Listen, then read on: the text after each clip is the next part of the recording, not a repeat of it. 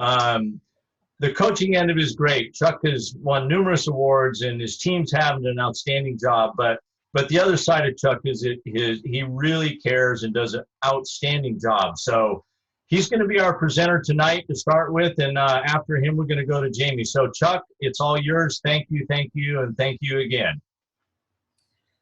All right, thanks, Kevin, and thank you everybody who's in attendance tonight. It looks like we've got just close to 200 folks in the room, which is great. I'm going to be using a slideshow, so I'm going to share my screen here and get that going. And I just want to start. I do think it's important that we recognize the moment that we're in. I think it's really important that we put everything that we do, whether it's attending a running camp, you know, going to English class or whatever it is, in the context of the moment. So I just had a little thought this week. There's been some things that have happened in the world recently that hopefully you're paying attention to. You really should be paying attention to, and something that happened just very recently that got my attention and really gave me pause to take a moment and reflect, not just on what I do as a coach, but what I do as an educator. So if you would just indulge me for a moment here as we kind of just take a moment of silence and recognize a great individual whose contribution to our country and our society is immeasurable. I'll make it bigger. I need to be off the mic.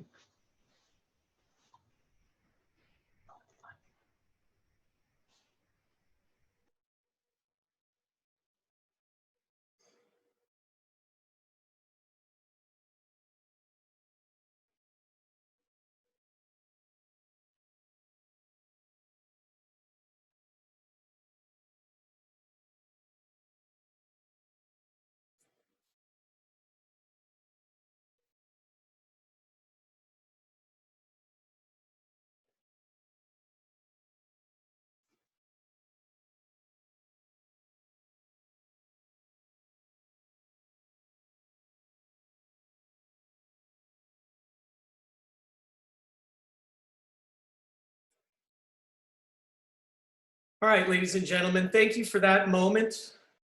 And we're going to bring John Lewis back into our conversation a little bit later. But I do want you to keep him in mind and keep what he stands for in mind as we move forward. I'm going to start by talking a little bit about myself. I'm certainly not going to set any records. I believe that is still held by Chris Williams. I think he actually has the top 3 or 4 marks on that list from previous camps. But I do think it's important that speakers give a little bit about themselves to the audience. A lot of my athletes, they know who I am on campus. They hear about me usually long before they come out to the practice field. And it's probably different from, I think, the kinds of connections and the experiences they have with me in intimate situations like running camp. So I am missing that opportunity to sit down in the dining commons and be casual and have real conversations with my athletes. That's something that, we don't often have a lot of time for in the context of the classroom or in the context of practice sessions where we're working with 100+ kids and we're trying to get kids home so they can do their homework, eat dinner. So I just want to share a few things about me that maybe my athletes still maybe don't know, find mysterious. I was a really cute kid, and I had a great affinity for cotton candy. I grew up in the Bay Area, and I was raised by 2 parents that thankfully did the world a favor and got divorced very early on. This is me a few years later, and what I think my athletes will recognize in this particular picture is the gaze that they've become familiar with in certain situations, particularly in those situations where they've disappointed me. And then I just want to give a shout out to College Park. I, like Kevin, went to College Park High School in Pleasant Hill and had a great experience running cross country and track. But something that many of the new athletes on my team probably don't know, and a lot of you don't know, is that I didn't start out as a runner. I started out as a football player. I played Pop Warner football in middle school, and I played 2 years of football at College Park my freshman and sophomore years. It wasn't until the end of my freshman year that one of my classmates was talking about track and how much fun he was having, and I decided to go out, and luckily the coach let me come out late, and I realized that I had a little bit of talent, but more importantly, it was really an environment. It was a huge culture shift from what I was accustomed to in athletics, and I credit almost all of that entirely to my coaches. And I was extremely lucky to have two men in my life in my formative years that were really dedicated not just to cultivating athletes, but cultivating people and developing character. And that's what we're going to talk about tonight. You can see Kevin there on the right-hand side. There's somebody on his back. And I believe, I don't know, I think that might be Renee. That's Nolan. That's Nolan. Oh, you can tell by the ear. So yeah, he's in attendance now, going into his junior year of high school. And then on the left-hand side of the picture to my right, that's Steve Nesham. He was my high school coach and still one of my best friends. So these two guys, I owe a lot to them and their guidance, not just helping me become a decent athlete, but helping me become a better person. And I also want to give a shout out to another really central figure in my formative years. This is Ed Cetus. A lot of you may be familiar with the Ed Cetus Invitational. We put that on in the fall every year. It's the second Saturday of September normally. But Ed Cetus was probably, the greatest human being in my life. He was very soft-spoken.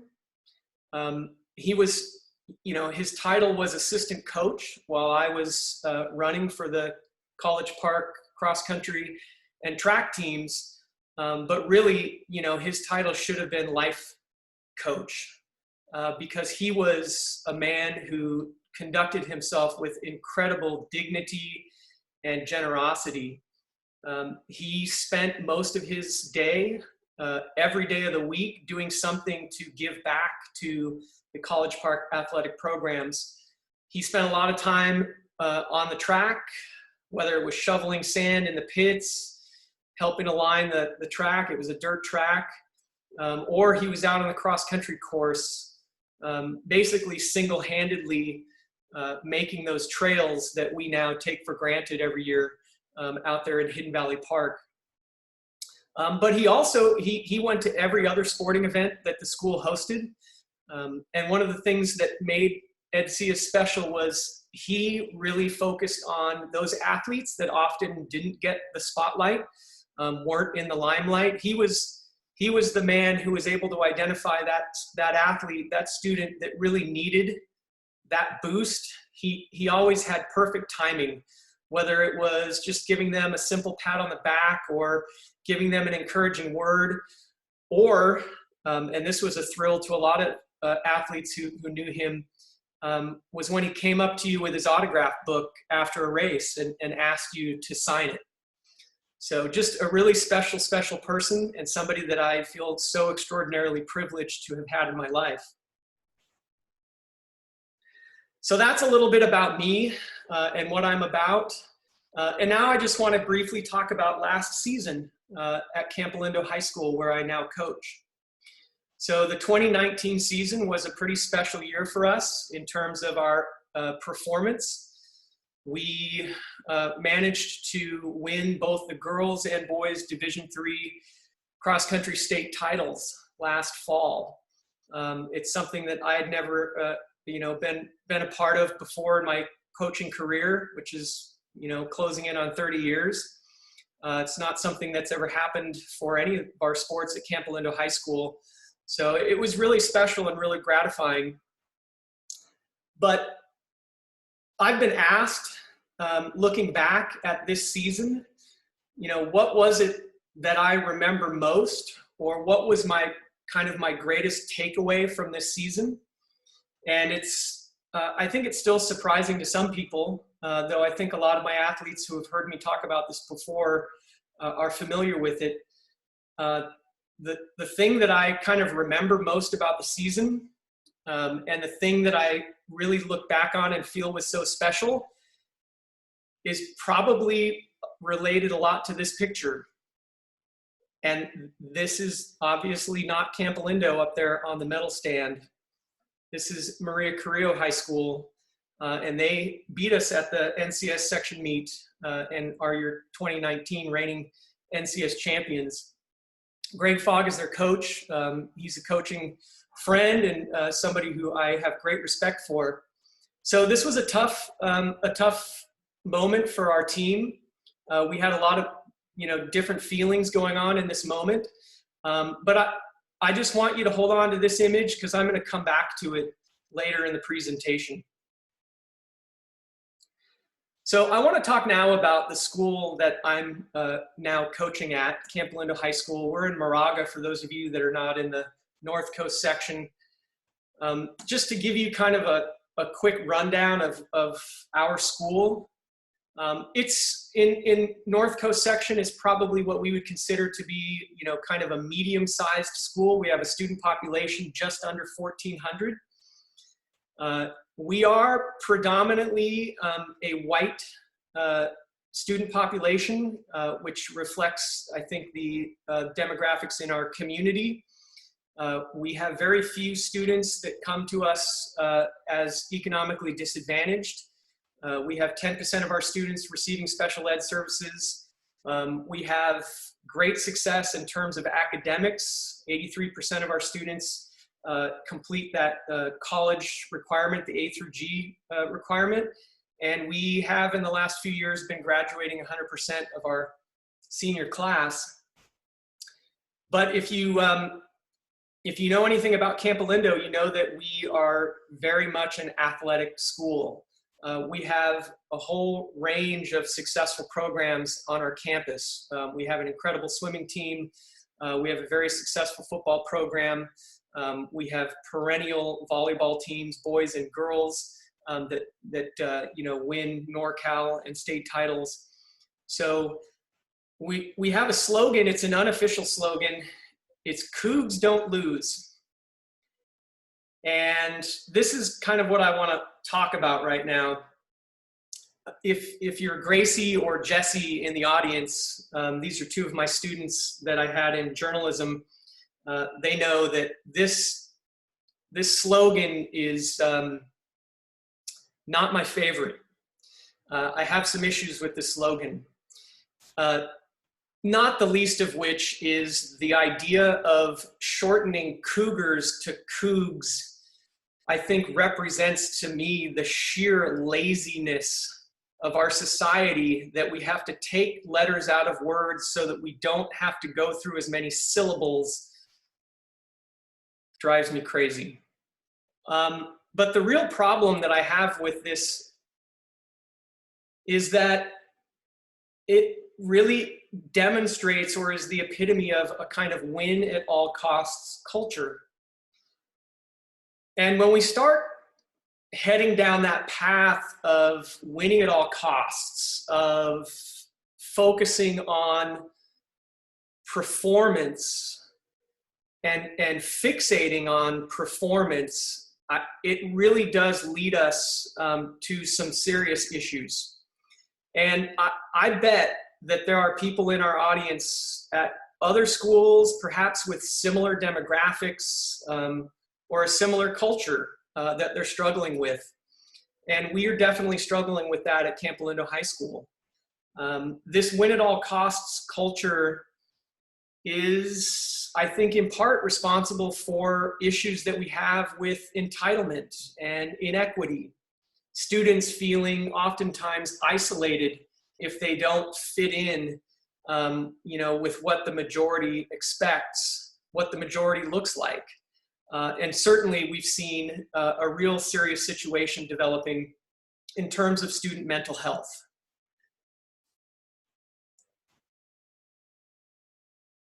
More specifically, Campolindo is not exempt from what I see happening across our, across our area, across our state, and across our country. We have a culture in which bullying and hazing are regular occurrences. We've had instances on our campus that I think reflect what's going on in the broader society. We've definitely had issues with sexism. We've had instances of racism, and we're really struggling with this. But in the context of the moment, I'm really proud of our students and our faculty for their willingness to really confront these issues. And these are things that I bet many of us as students or coaches, educators, are also looking to confront. So I think about this in terms of correcting culture. What do we need to do in order to correct this problem?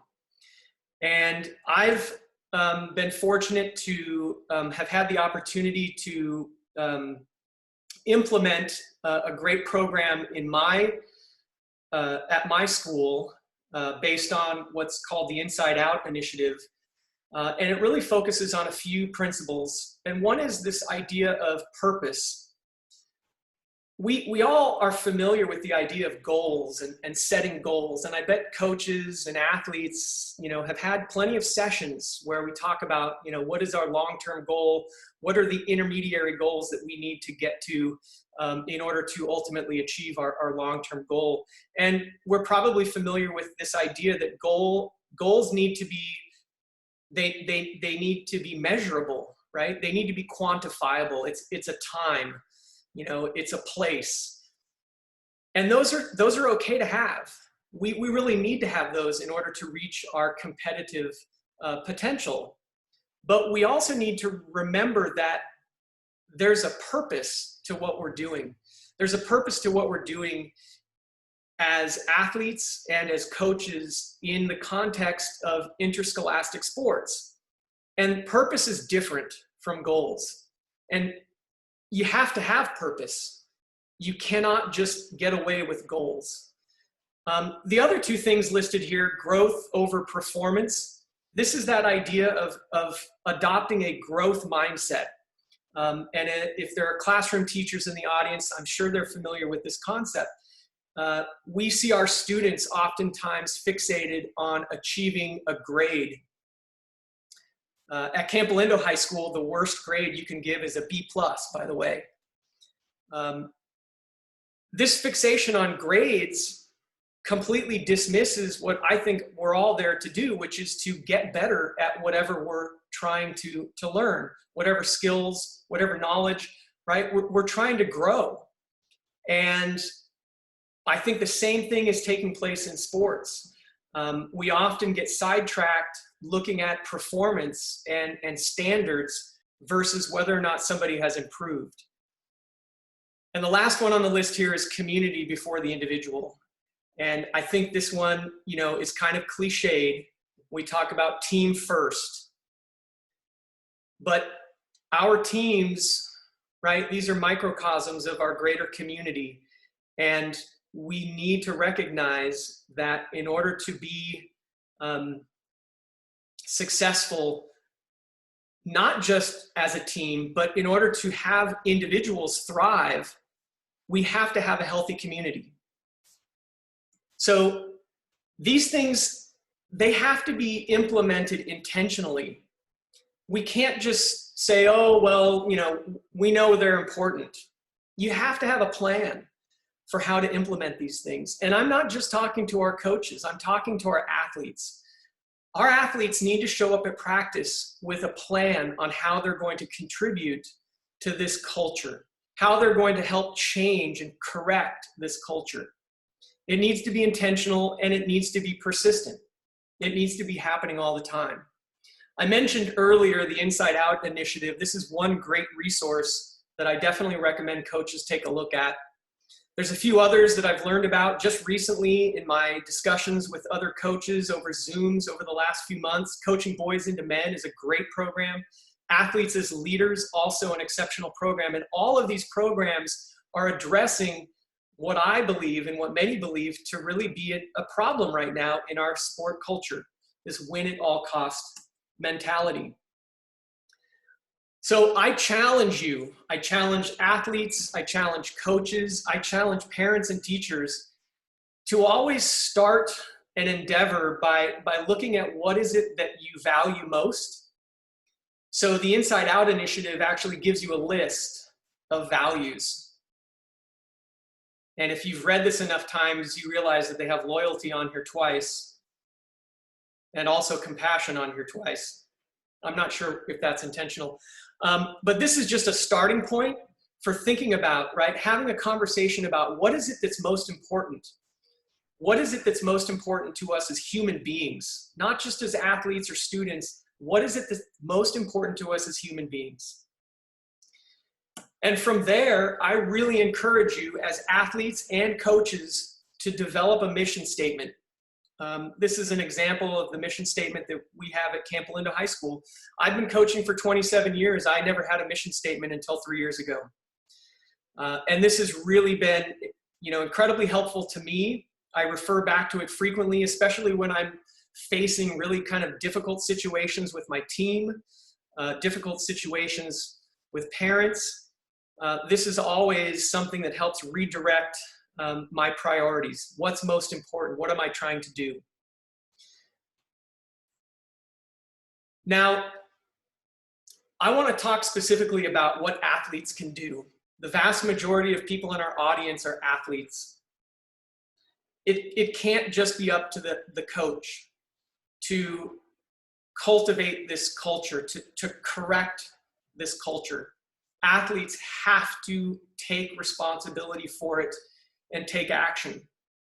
So when we're thinking about values, or as it says here, character skills, I want to make sure that people understand the distinction between character skills that really lend themselves to individual success versus character skills, or what we might call moral skills, that are much more useful in developing culture.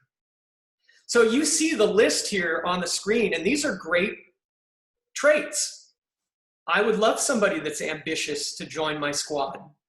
I want somebody that's disciplined, that's resilient, right? That's punctual. Alex, Claire. I want an athlete that has these qualities. These are great qualities. But these are not necessarily the qualities that are going to help develop a positive culture, a culture that's going to redirect, right? It's going to correct this win at all cost culture. Because you can be disciplined, you can be diligent, you can persevere, but that doesn't necessarily mean that you're sensitive to the needs of your teammates or really have a good perspective on what you're doing. So this is the list that the Inside Out initiative provides that focuses on those skills or traits that are supportive of a positive environment, an environment that's focused more on developing people than it is on winning trophies.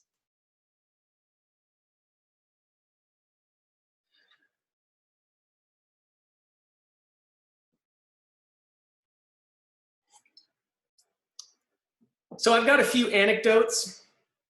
I want to share with you some experiences that I've had with athletes, and hopefully some of these will resonate with you. And you might start thinking about, what are you doing on your team? What are you bringing to practice? What are you contributing to your coach? What are you contributing to the environment? We're all taking away something from this, hopefully, right? We're taking away fitness. We're taking away, knowledge.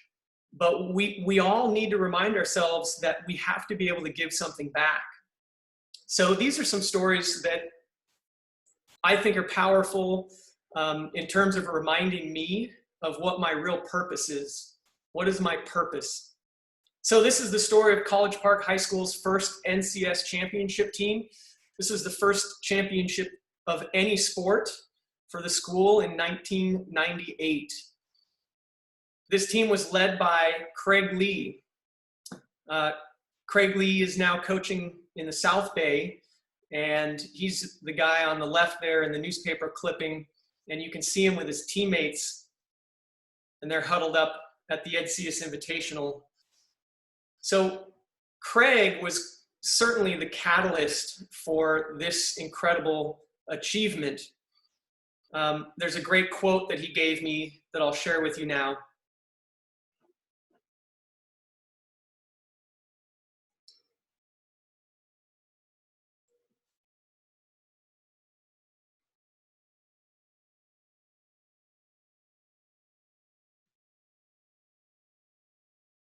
So this is absolutely Craig.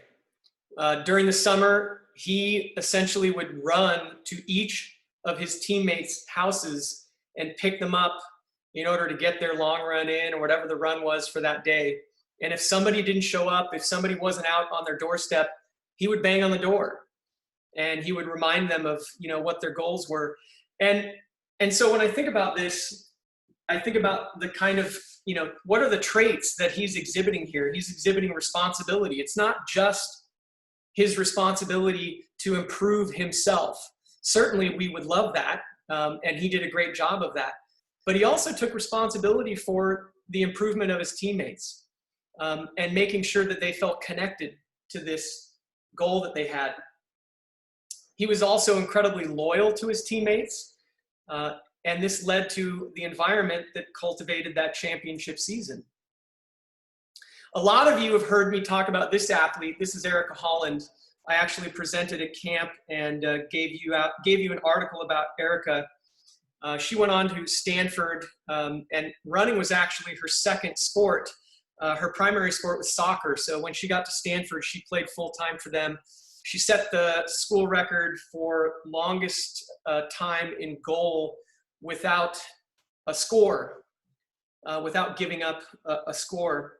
So this is her in her freshman year at College Park High School. She came in as a phenom. That was pretty much what most of the races looked like her freshman year. This was at the Mariner Invitational when it was hosted at Guerin Park. And Erica came to me in the middle of this season and said, I need to train with the boys. I need to get better, and I think that the way that I'm going to do that is to train with the boys team. The girls are not running fast enough. They're not working hard enough. And I was pretty young at that time, but for some reason I did something that I think was the right thing to do. I challenged her and I said, that's fine. I mean, there may be opportunities for you to run with the boys on certain days, but you need to go back to the girls team and you need to put you need to kind of offer them a challenge and not just worry about yourself, but remember that, you're a part of a team. And the very next year, this is what that race looked like. So this is her sophomore year. These two athletes were on the team when she was a freshman, but they were nowhere in that frame. The next year, we had 3 athletes running across the front of this race. And as I've said before, for people who have heard the story, Erica was our #1 runner as a freshman. And by the time she was a senior, we won the state championships, and she was 7th for us in that race. And she didn't run any slower. Essentially, what she had done is she had created a culture and had 6 other athletes thrive in that culture and run faster. 5 of them were seniors. So these were athletes that started with her and based on her example and her challenge, improved. So I think of Erica, and I think of that, that service to others, that realization that she had to be responsible, not just for herself, but for her teammates. And one of her teammates that year was Lindsay Allen. Lindsay went on to compete at Stanford in track and field. She set the school record in the steeplechase. She was a NCAA All-American. At College Park, she was a 3-time state podium finisher in the 1600 meters. But any of her teammates will tell you that what made her special was just how incredibly charismatic and welcoming she was. Her kindness, her empathy, the way that she was able to welcome people into that circle was what made the difference. And it was something that allowed not just the team and her teammates to thrive, but helped her thrive. And then we got this kid here. This is Aiden Goltra. He was a 2-time cross-country state champion. This is him winning his senior season, 15:02. That was the fastest time of the entire meet that year. And he came to us as a transfer student. So at Campolindo High School, he was our opponent for 2 years. He went to Las Lomas High School. And he showed up at the beginning of his junior season. And I had some concerns. I mean, he was a great athlete coming in. And there was some talk, right? Some discussions, some rumors, things on the chat boards about him being a kind of difficult kid to work with. That wasn't the case at all. He was an incredible individual talent. But more than that, Aiden Goltra was one of the most coachable athletes that I've ever worked with. And it was his modeling of the behavior of a great athlete. He was the kid that would be very patient, right? Listening to coaches, assistant coaches, teammates. He was definitely not this kind of elitist athlete who would, worry about themselves. He was always there for his teammates, and he was always open to advice. Now, I've had plenty of top tier athletes, and I've had some of those athletes finish a race and they were maybe upset about that race, didn't go the way that they wanted, and they've thrown their spikes down on the ground and stormed off, not wanting to talk to anybody. Aiden had bad races, but he demonstrated to his teammates that, you don't live and die with every performance. And he modeled that kind of responsible maturity that really paid off for our team. I've talked about this next athlete before. That's Bridgie Leach, leading the Brooks PR National Championship 1600 meter race. Actually, it was a mile. It was a full mile. So Bridgie Leach went on to compete for Princeton. She ended up running 4:43 in this race. Just an incredible, incredible athlete. And what's interesting about Bridgie is that she came into our program as a freshman when another great athlete of ours, Carrie Verdon, was a senior. Carrie Verdon was a 2-time Division III cross-country state champion, and she went on to compete at Colorado, where she was an All-American. But she left after Bridgie's first season. And essentially that entire team coming back were sophomores. And Bridgie very astutely realized that she needed to be the leader. She wasn't going to leave it up to anybody else on the team. She felt like she was one of the top athletes, and that meant that she had a responsibility to provide that leadership. And we've got a great couple of quotes from her.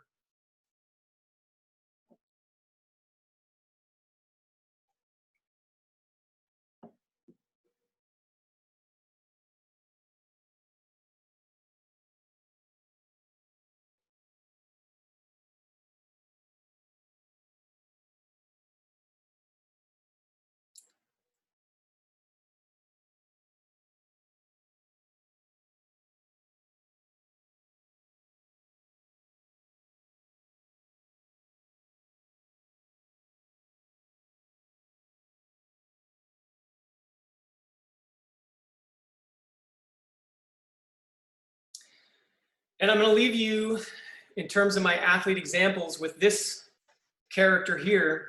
He just graduated. I would bet that those of you that frequent the message boards and check athletic.net and look at the mile split rankings probably have no idea who this kid is. You don't have to be your team's top athlete to make a contribution. This kid was never in our top 7. He was somebody who was out there focused on his own improvement. And what he had to contribute to the team, I think, was more impactful than he realized. But certainly he had the respect of the coaches, the respect of his teammates. And he's a huge reason why we were able to do what we did last year. And this was something that he said just recently at the end of his senior track and field season.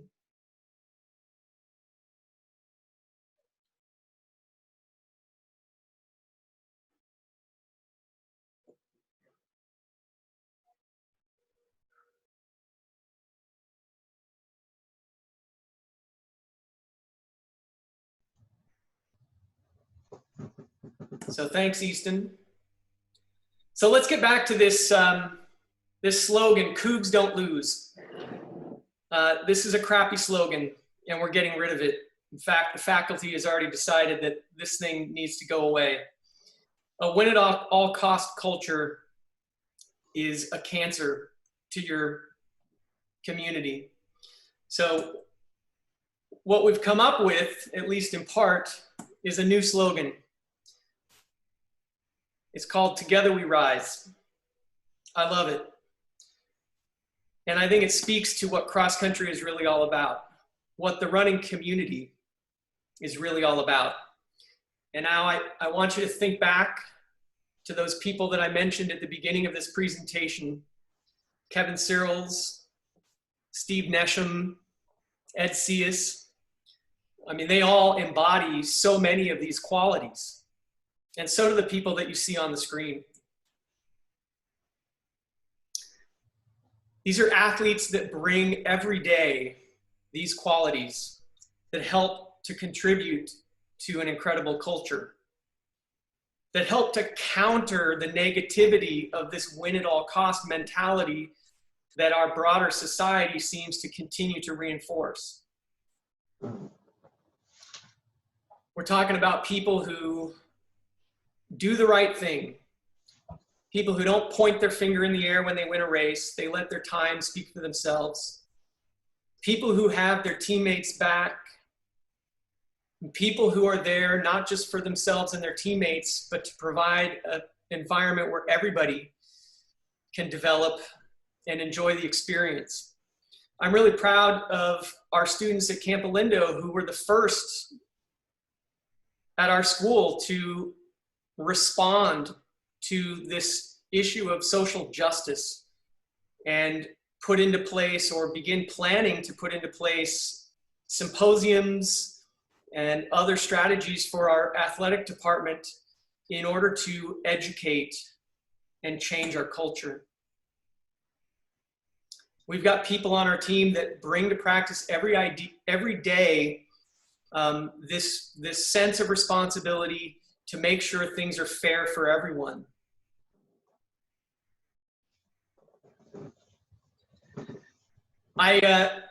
Just another quick little aside here. This athlete, Anna Wilson, she's just a sophomore on our team, and we've been doing these small group practice sessions. And it just so happened that in her particular group, there are no seniors there on a regular basis. There's only one other junior there. And so she decided, just like Bridgie Leach did way back, 10 years ago, okay, I'm going to take this over. I'm going to be the leader. She wasn't waiting for an upperclassman to do it. She decided that it was, she took the risk in order to provide some leadership. You've got to be honest with yourself. Nobody's perfect. I'm certainly not perfect. And we need to be okay with that. We need to accept responsibility for the things that, we fall short on. so that we can grow. You can't move forward if you're not willing to take responsibility for your shortcomings.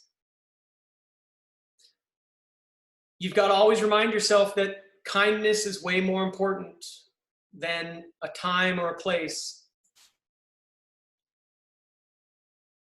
And this last one here, moral courage, right? This is courage to do what's morally right when forces of society are resisting you. When you are faced, right, with these social forces that say, no, that's taboo, that's not okay. But you have the moral courage to understand that this has to be done because I don't care if society isn't ready for it, it's the right thing to do. If your community, your team needs somebody to step in and do what's right, be that person. So we get back to Maria Carrillo. They beat us at the NCS championship, and we've had an amazing rivalry with them in those years that they've been in Division III. We've had a few years where they've left in division and moved up to Division II, and honestly, I think that we've suffered for that. When they're back in our division, we're always a better team, and the reason is that, and this is what I love so much about running, is that there is this sense of respect for each other. You know, they beat us at NCS, and it was devastating, but I have to credit them, and I have to credit the Campolindo athletes. They had so much mutual respect for each other. We couldn't help being excited for them for what they had achieved.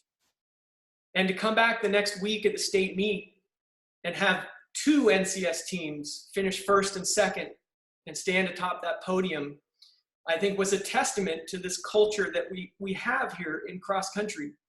Cross country is a great antidote for a lot of the culture issues that we're having on our campus and that we're having in our society. So I want to thank all of these athletes, for Maria Carrillo and Campolindo, for demonstrating, right, modeling what's right, and giving us, the example that we strived to emulate. So that's my talk.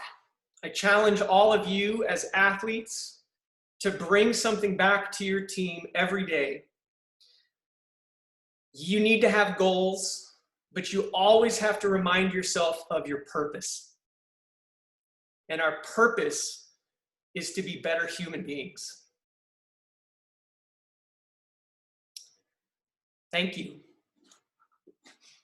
I will introduce Jamey as, again, we heard from him this morning with his, and how fast he ran the Clam Beach run. I think that was the course record that Jamey ran that this morning, but he's a former national champion 1,500 meter runner. He ran it at Fresno State when he competed. He's still competing on the post-collegiate side of his running career. Jamey's creeping up there in age a little bit, not quite as old as me, but he still gets out and mixes it up, runs for the Aggie Running Club. He's run the National Cross Country Championships with me for the last 3 or 4 years, been on a team. He is the current coach at Humboldt State University. You guys, I'll let you listen to what Jamey has to say about running after the aftermath of running after. Jamey, it's all yours. Thank you. Thanks, Kevin. Really appreciate what you had to say, Chuck. Thank you. And I'm right behind Chuck, 49 this summer. So I'm trying to catch up, but he keeps up a torrid pace. So I'm going to talk about running beyond high school, and 3 kind of key things about that. Why would one want to run beyond high school? What does it take to run beyond high school? And then How does one go about that? And then in 3 potential phases of beyond high school running, one being college, another being professional, and another being not professional, post-college, like all of us coaches up here now. So I'm going to call that the sort of the life phase of running.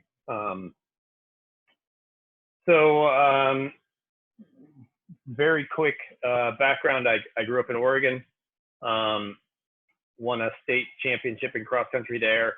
As you mentioned, Kevin, I went to Fresno State after that. Ran there for 5 years, basically.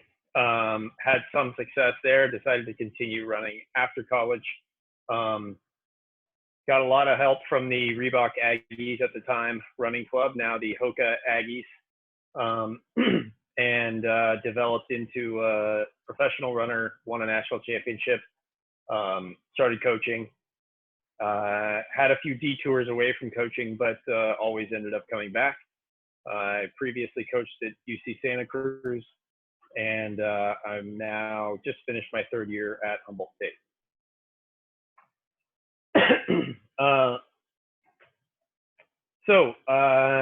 Jumping into running beyond college. Why would one want to run beyond high school? Sorry. And I'm going to start with college. So these, I'm going to give you three main reasons why I think you should run after college if you want to. These need to be the real reasons. These need to really be inside you and be important to you. One of them is to run faster. If you have finished your high school running career and you believe there's more in you and you burn to do more and to go faster, then competing in college is a great way to do that. There are amazing experiences potentially on tap for you as a college student athlete. And if that's something that you're seeking in that way, in an athletic format, then competing in college is definitely an excellent idea for you. And then there are also some great friends to be met, friendships that will last a lifetime. My first wife and all of my groomsmen I met through cross country and track and field. Okay, now these are also other excellent reasons why one might want to run in college. But these don't necessarily have to be the most important reasons for you in order for you to have a positive and successful experience as a college athlete. They are, however, great reasons to tell your parents. So if your parents are a little unsure about whether you should continue your running career, these are great reasons to give them, to try to talk them into, to try to get them on board with your plan. So I kind of divided them into 2 major categories. One is it helps you with school, and the other is it helps you get a job after school, after college. Those are 2 things that hopefully your parents want for you. For one, it can help you get into school. We recently had people spending very little time in jail, but people convicted of defrauding universities, bribing coaches to get their children into colleges by putting them on their athletic rosters. You can do that legitimately by being a student athlete. Sometimes that will be a factor that will help in the admissions process. It can also help pay for school. In my experience, I didn't pay any tuition for college. Sometimes it's less than that, sometimes it's more than that, but occasionally, and this is only the upper echelon, only the fastest runners generally, but there can be some financial incentives in the way of athletic scholarships. Priority registration. Quite often, almost all universities will offer priority registration for their student athletes so that they can build their schedule around their practices. coach and peer mentors. So most college students, they show up on campus and they're freshmen and they don't know anything about college because they're freshmen. They just got there. They've never been in college before. So, and they don't have, their parents are not there. They don't have anyone who has more experience than them, who's in a position to kind of look out for them, to keep them on the right track, to help mentor them and guide them through the process. As a student athlete, you immediately have a coach who is invested in your academic success as well as your athletic success. And you have peer mentors, you have teammates, many of whom, most of whom will be not freshmen and will be speaking from experience when they offer you advice and guidance. Most freshmen get on campus, they're freshmen, their roommate and their neighbors in the dorms are freshmen, their classmates are all freshmen. So everyone they communicate with as a peer is a freshman, and none of the freshmen know anything, and almost always the ones who know the least are the ones who talk the loudest. The smart ones tend to be quieter quite often. Okay. Student athletes also tend to get better grades, higher GPAs. Both my men's and women's teams had a 3.6 GPA this spring semester. That is across all of college athletics. Student athletes get better grades. They also have greater retention rates and graduation rates than non-athlete students. It can also help you get a job. So while you're in college, you're going to learn the same way you did in high school, leadership and life skills, okay? Those hopefully positive team culture things that Chuck was talking about. You get 4 more years potentially of that kind of experience. You also get networking with other athletes, coaches, and other athletes and coaches. You get to know more other students at other colleges, which expands your network and gives you more people that you've had contact with and have connections with in the future when it comes time to try to find a job. And also, as a student athlete, you will pretty much guaranteed have at least one person on campus when you graduate who will, or even before you graduate, who will write letters of recommendation for you. So you'll have one positive recommendation most likely. Okay, why would one want to run after high school as a professional athlete? Well, if you don't burn to run faster, win championships, and make national teams, then the money isn't going to be enough of a motivation for you to really have a successful experience with that. Okay, why would one want to run after high school if you're not on a college team and you're not a professional? Well, your physical and mental health, your overall happiness,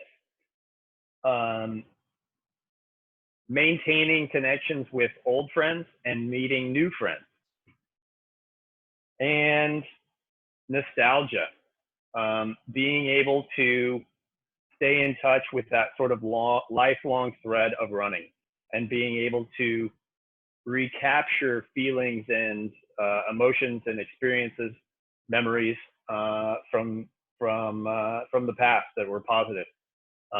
Running is a great way to stay in touch with your past and with your old friends and with your past experiences. Okay, what does it take? This is a question I get a lot, quite often from coaches, but also a lot from athletes, high school athletes. They want to know what it takes to run in college. The main thing that it takes is will. If you find the right program for you and you want it bad enough, it is very likely that you'll be able to run in college. You may have to be a little flexible on your college choice. You may have to choose your school based on where you can run. But if you have the will and you're willing to do what it takes to become the athlete that you need to become to run in college, there's a very good chance that you'll be able to do that. You'll need to work far beyond what most high school runners do.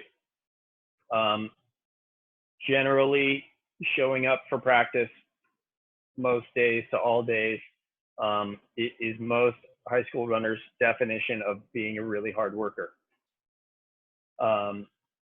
When you get out of high school, there is less day-to-day constant help available for you to get things done. The summer, you're pretty much on your own. Parts of winter break, you're on your own. During the day at school, you may have things that you're expected to do, that your coach is expecting you to do, and that your body is going to expect you to do in order to perform at the level that you want to perform at. And you won't necessarily have someone there making sure that you do it. You will no longer be living in your parents' house. They won't be cooking meals for you and, you know, making sure that you're getting to things on time and making sure that you're eating the right foods and making sure that you're getting to bed at the right time. All those things become your responsibility. So you need to be able to manage all of those things.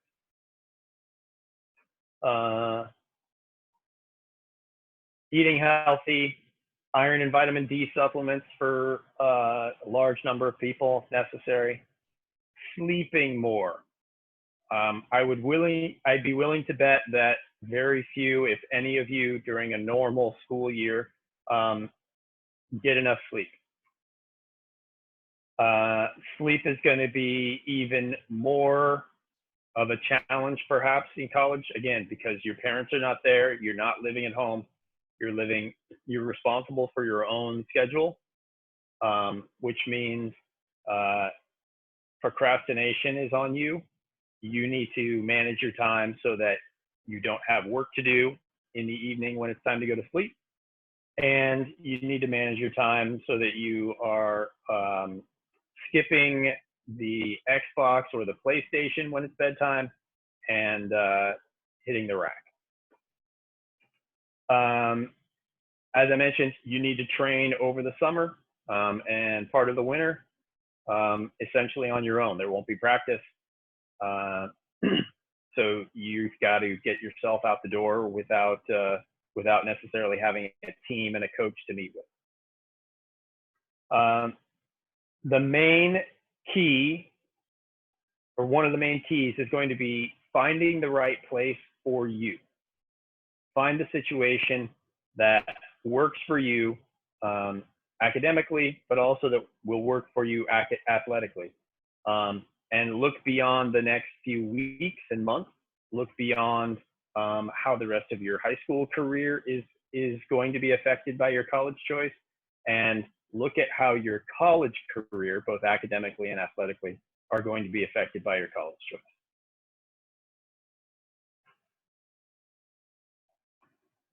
Okay, what does it take to be a pro? Well, obviously you need to run really fast, and then you need to commit your entire lifestyle to running a lot faster. Basically, build your life around becoming as fast as you possibly can. I won't go any deeper into that because very few of us are going to go that direction. I'll get back to that in a couple of minutes. What does it take to be able to run after high school if you're not on a college team and you're not a professional athlete? Well, what it takes is ground and usually shoes. If you live someplace where there is ground, you can run. Quite often people like to use shoes to protect their feet. That's a popular way of doing things. So I highly recommend that for most people. Other than that, it's all on you maintaining your motivation and inspiration and getting out the door to do it. Okay. Most of the how portion of this, I'm going to talk about how you run in college.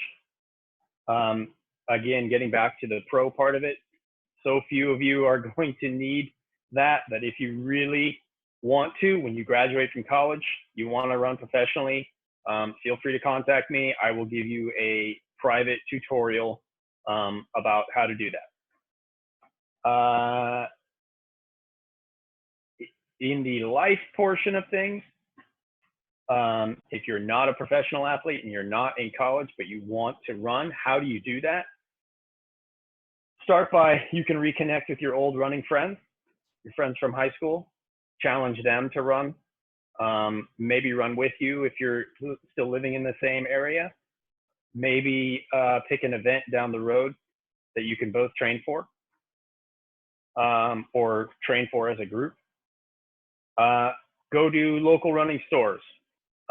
These are a little bit of a dying breed, but if you can find a local running store, the people there would love to help you find ways to keep running. They're financially motivated to do so, because if you keep running, you keep wearing out your shoes and coming back to buy more.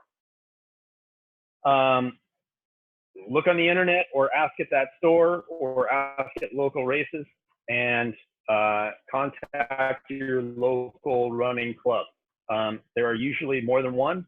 They may have different focuses. Find the one that fits you. If none of them do, at least you'll have gone around and maybe met a few people, and maybe you'll connect with one or two of them and find either running partners or people you can at least kind of talk to about running and keep inspiring and motivating each other. Okay, how does one run in college? If you're a high school runner and you want to run in college, it's not super complicated, but a lot of people don't know what to do. First, start by researching your schools. Obviously, you need to find a school that's got an academic fit for you. If they don't have your major, then that's obviously not going to work. You're going to college to get an education, and it needs to fit your needs academically. After that, find a place that fits you athletically. That may be the level of competitiveness of the program. It may be the specific philosophy of the coach. It may be the environment that you're living in. All these are factors that should be considered. I would start by asking your high school coach. High school coaches, especially for pretty much everyone here, your high school coach has sent athletes to run in college most likely, and knows what their experiences have been like. They've been through this process before. They've mentored people through this process before, and they can help you a lot. Contact the coaches at the colleges that you're interested in, and try that more than once. Quite often, people, you send one email, and if you don't hear back, you give up. College coaches are people. They make mistakes. Sometimes emails slip through the cracks. Sometimes they don't get delivered. So try at least more than once through email. Try multiple ways of contacting them. Find a phone number for them. Call them or call the athletic department, leave a message for them. And again, do that more than once. make sure that you get in touch with them, or at least give them a fair opportunity, multiple opportunities to know that you're trying to reach them. Most coaches will get back to you. If you've emailed 2 or 3 times and you've called 2 or 3 times, and you still get no response, then you can probably start, safely assume that they're just ignoring you. Which I try not to do that. I respond to every athlete that contacts me. I get contact from a lot of athletes that are at least in that moment not fast enough to be able to run on our team. And I just tell them plainly what they need to do to be able to earn a spot on our roster. And I always give everyone an opportunity to do that. If they, no matter how slow they may be, in that moment, everyone has opportunity and a possibility of getting faster. Different coaches have different philosophies on that, though. Some, and they have different program realities that may or may not allow them to give people opportunities. But reach out, make multiple attempts to contact the coach and start a dialogue, start the conversation, get to know them a little bit and their philosophy, and find out how they see you, how they view you fitting in their program. Okay, so I'm gonna share my screen now and go through a few in a little bit more detail how to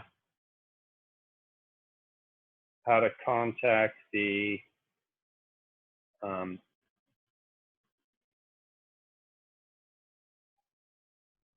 here we go. How to contact coaches.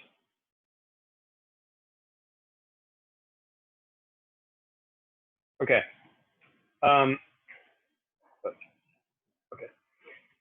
So this is the Humboldt State Athletics website, and I know where some stuff is on it, so I can show it to you. But then I'm going to go through a couple of others, and we'll kind of show you how to hunt around and find what you're looking for. So on this page, this is the athletics webpage. So if you just do a Google search for Humboldt State Athletics, it'll send you here, and we'll do that here in a minute.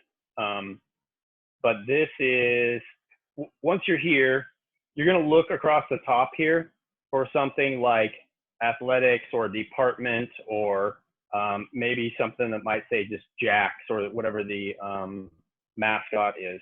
And then in that pull down menu, you're going to find things. You want to find like a staff, or sometimes it'll say directory. Okay. That link will get you the entire staff of the athletics department. And if you scroll down, you'll get cross country coach. Okay. And then they're usually in academic or alphabetical order. So track and field near the bottom, right? And then here you have email addresses, phone numbers, right? Even cell phone numbers in this case. Okay. So that makes it pretty easy to contact them. If you happen to end up on the, where'd I go?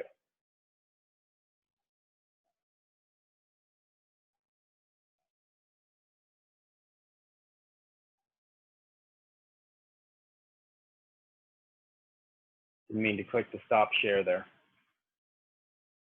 If you happen to end up on the university website, here's the Humboldt State University website. Most of them are going to look very similar. Across the top here, you're going to find something that is either there'll be an athletics link that'll take you back to that same one, or sometimes it'll be under student life somewhere, and then you'll pull down and find athletics. But in this case, here's athletics, and that sends us right to that same athletics webpage. Okay, so I looked over here at Oregon State University. Same thing. Here's the university's website. And again, across the top, you can find athletics. There it is. And that sends you to the athletics website. And once you're there, we look around the top, we find a menu. And from menu, we find, here it says athletics. And in the pull down, we can find staff directory. There we go.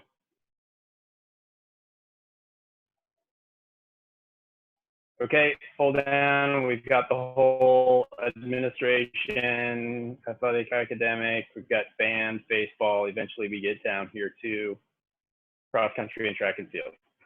Okay, and looks like just email addresses here, phone numbers for some coaches in some sports. But there's ways to get in touch with, same thing, if you look at Stanford, athletics, where do we find here? Staff directory again. And then you'll get contact information for all their coaches. So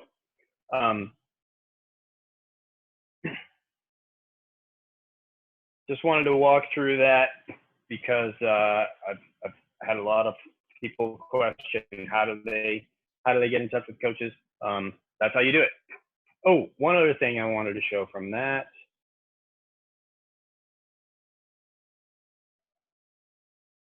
Here. Okay, if we go back.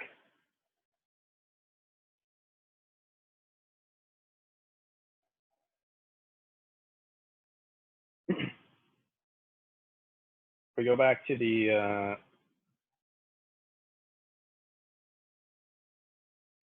so for Humboldt State under athletics, we look down. We may find in handbook, athletic training.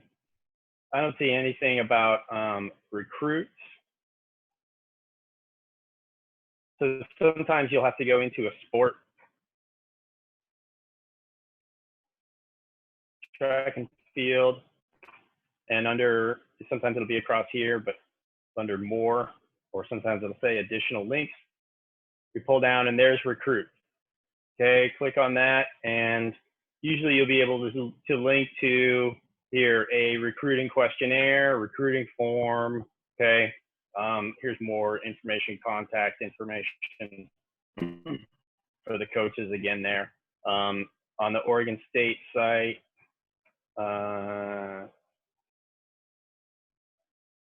what's it?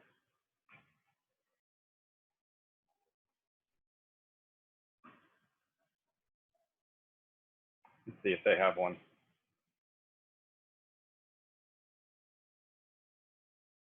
gonna have to go to the sports again.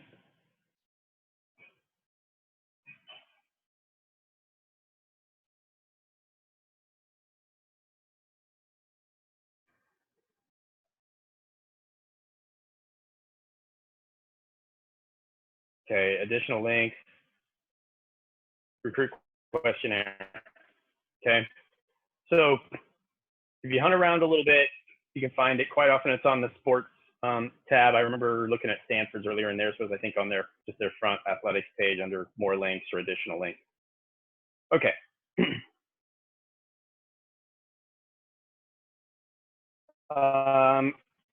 Once you contact the coach, ask them everything you want to know. Anything you're unsure of, ask those questions. If you think they're awkward or embarrassing or rude, it doesn't matter. Ask the question. It's your decision, it's your life, and you deserve to have all the information that you need before you make that decision. Okay. And again, find the right fit for you, academically, athletically, financially. Find what works right for you. Do not choose what will make your friends think you're cool. Do not choose a school, a college based on your high school boyfriend, girlfriend, or non-binary significant other. Based on how many Instagram likes you think you'll get when you post your decision. Make the decision based on how you perceive your college experience is going to be. Okay. I think that's it. I think, like I said, the will to do the work can go a long way. toward allowing you an opportunity to run in college.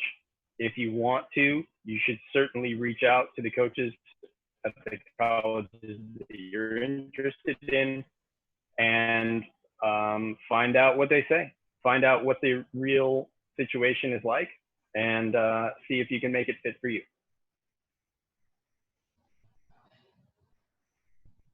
Thanks, Kip. I'm good.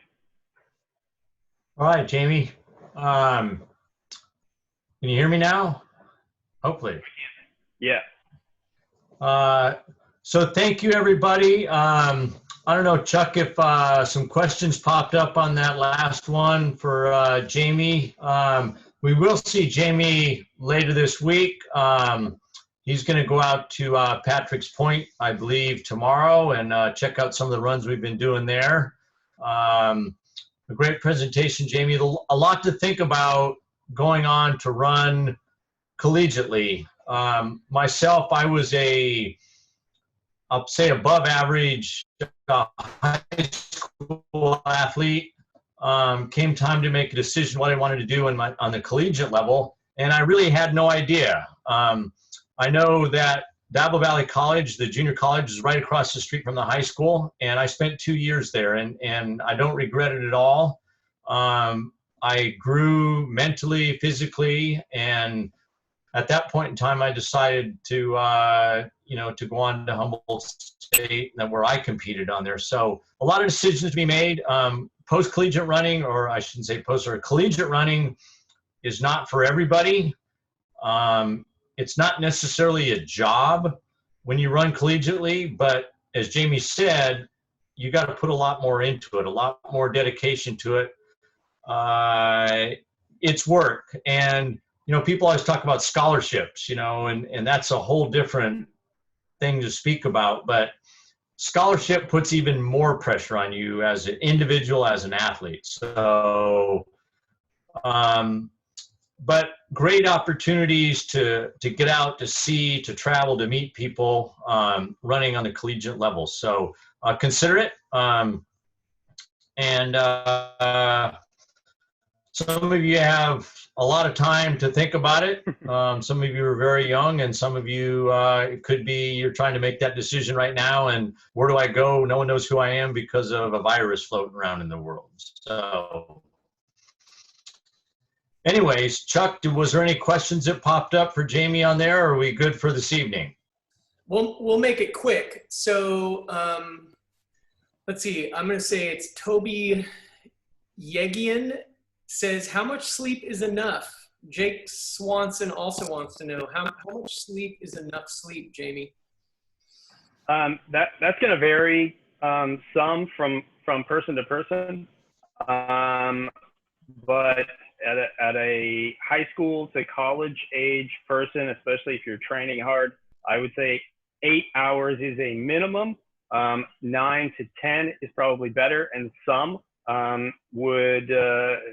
there's been quite a bit of research that would suggest that, or some recent research that would suggest, and unfortunately I don't have the citations to pull out at my fingertips right now, but that in excess of 10, maybe 11 hours a week or a night, sorry, would be beneficial for a lot of people.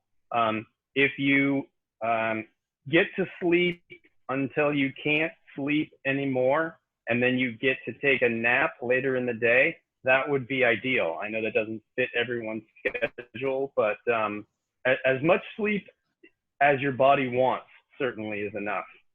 Not your brain, but your body. Not your desire to not miss out on that next Instagram post. Right. I definitely agree. And, if you look at those athletes that are most successful, the ones that are moving on to the collegiate or the elite levels, not only are they sleeping 9, 10 hours at night, but because of the stuff they're doing during the day in terms of training, they're also napping in the middle of the day. So my experience is that it's just the game changer in terms of moving on to that next level. So we also have a question about nutrition, but I think we're going to hold off on nutrition. We've got Eden Sussenguth is going to be here with us on Friday, and she's going to give a great presentation on exactly what kind of nutritional requirements athletes have, and why it's so critical that athletes need to be focused on putting fuel in their tank, putting the building blocks into their system in proportion to how they gradually increase their training load. So I think we're good for this evening. Thanks everybody for all of your time and patience. We went over the 90-minute mark about 14 minutes ago. So I think people need to get to bed. What do you think? Thank you, everybody. We will see you at 10 o'clock tomorrow morning. Thank you very much. Good morning. John Pelster will be here from De La Salle High School. He'll have a great presentation. Good night, everybody. Awesome. Perfect.